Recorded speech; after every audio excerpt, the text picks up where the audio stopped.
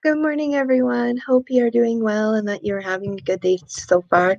Today, of course, is Wednesday, May 20th.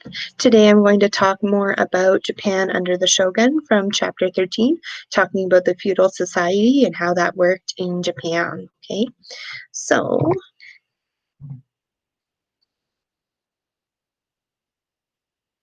share my screen. Okay. So everyone, the Edo or Tokugawa period lasted from 1600 to 1868. So this was a time of complete isolation. As we saw in chapter 12, Japan is a series of islands and it's located in the middle of it's located in the ocean. It's off the coast of China, and so it's kind of isolated. And so prior to 1600, Japan was in almost constant warfare. And Edo, which is now the present city of Tokyo, was the capital of Japan during this time, and the Tokugawa shogun were the rulers. So, before the Edo period, Japan was almost in constant warfare because the powerful landlords or nobles, known as the daimyo, they competed with one another for territory and power. So, a strong and clever leader is what it finally took to end the chaos and bring order to the country. So, the daimyo, a powerful Japanese landowner or noble, and so Tokugawa Ieyasu became the most powerful man in Japan after he defeated the rival daimyo and generals in a great battle. So 3 years later, in 1603, the emperor made him the shogun. So the shogun created a strong and stable government that would be ruled by his descendants for over 250 years. So although the emperor technically ruled the land, the shogun was the one who had the power. So Ieyasu had won the power through military strength, but now he needed to hold on to his power. So he was determined to create a strong shogunate that no one would dare to challenge him or his descendants. So these are basically a strong council of advisors, officials, and administrators that are all on his side that will help, that will both advise him, but also will work towards what he wants to accomplish. So his plan was to increase the power of the central government in order to create a long-lasting and stable government. In order to do this, he had to control the daimyo. So he took a number of steps in order to control them. Of course, the daimyo were the Japanese nobility, basically, or the Japanese landowners. And so he established alternate attendants. So meaning every 2 years, the daimyo were forced to live in Edo. Their family members lived in Edo permanently. This means that they had to maintain two residences. So that would have required quite a bit of money. He also established sharing power, the Bakuhan system, so two levels of government. So Shogun had control over national issues, and then the daimyo had control over local affairs. He also established strict laws in order to control people's lives. So he controlled everything from marriage to dress. And so all of these things were done to keep the daimyo spending money so they could not rise up and challenge the shogun. So to make sure that the shogun maintained control. So the shogun also did a few other things in order to make sure that he had enough power to overcome the daimyo so that no one could rise up and overtake him. So he enforced an existing law that banned peasants from owning weapons or swords. A network of secret police was established, so anyone accused of threatening the shogun's power was considered guilty and was punished severely. 1/4 of all the agricultural land, mines, ports, cities in Japan were owned by the shogun. And then in order to do this, he also decreased the daimyo's power. So without weapons, the peasants were useless to the local daimyo. He might try to raise armies. They needed permission to marry or alter their castles. They could not make military alliances against the shogun or build up their defenses. And they were given villages to govern. It was their responsibility to collect taxes, keep order, pay for road building, flood control projects.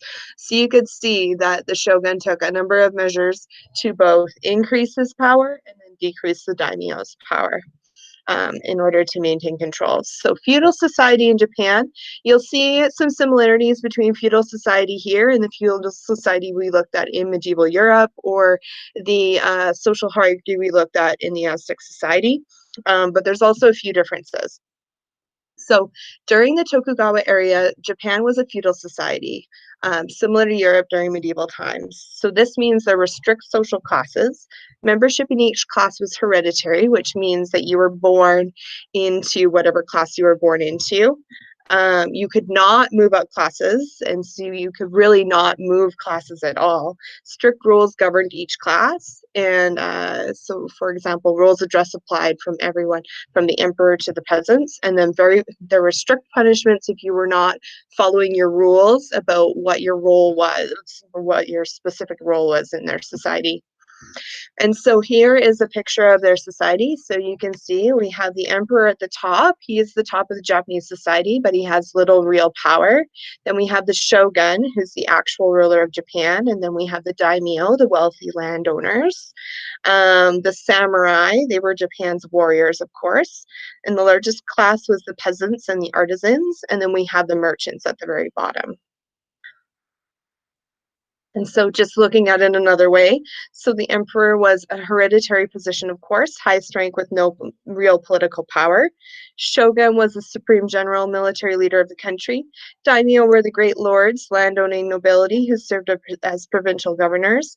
And then the samurai who served loyal military vassals and warriors. And then the peasants and farmers and serfs under that. And then the artisans and then the merchants at the very bottom. So just looking at some of these in more detail, of course, the samurai were the respected warrior class. Only the samurai could have swords. There were many classes within the samurai, the ronin being the lowest. Of course, the ronin, when we looked at them yesterday, the samurai without masters. They collected taxes, they acted as police, they lived simple and thrifty lives, but they had great social privilege. Um, for example, they could, if so, in regards to following the rules, if a commoner had insulted them, they could cut off their head. And so, of course, remember the samurai code of conduct, the Bushido. So this included principles such as justice, bravery, compassion, courtesy, honesty, loyalty, honor, all of those things. So the peasants, they were considered important because, of course, they produced food that sustained society. There were very strict laws about how they lived, and these laws ruled every aspect of their lives. And so many were never allowed to leave their villages. The artisans, or craftspeople, they usually lived in towns. Their children were restricted to the class of their father, and the craft that his father produced. So, for example, a son of a painter had to be a painter, could not practice another type of art. They were seen as less important than peasants because they weren't primary producers. Their work required materials produced by others. Then we had the merchants, so they bought items from artisans and peasants to trade and sell, arranged for shipping and distribution of food. Merchants acted as bankers, so they used rice as money, and they were part of the lowest class because they didn't produce anything. Women in feudal Japan, so the class women were born into determined their role. Women in the samurai class, they had to prepare their sons to be samurai.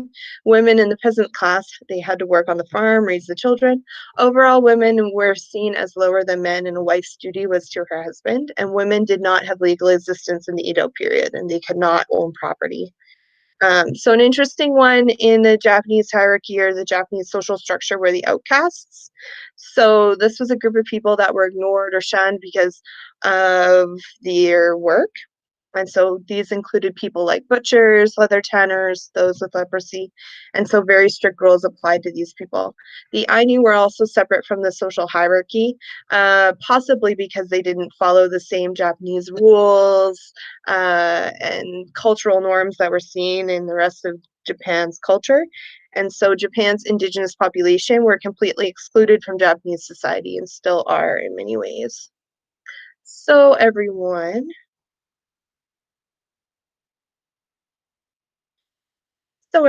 now that we've taken a look at all of these rules, your job for today is to complete part 2 of the chapter 13, Japan under the Shogun activities.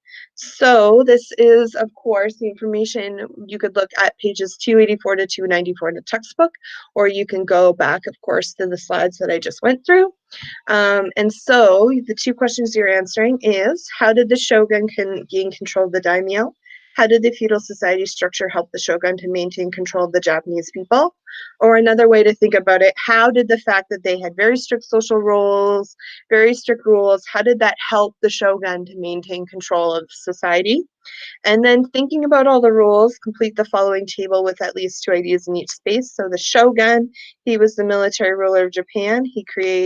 His responsibilities to create a shogunate.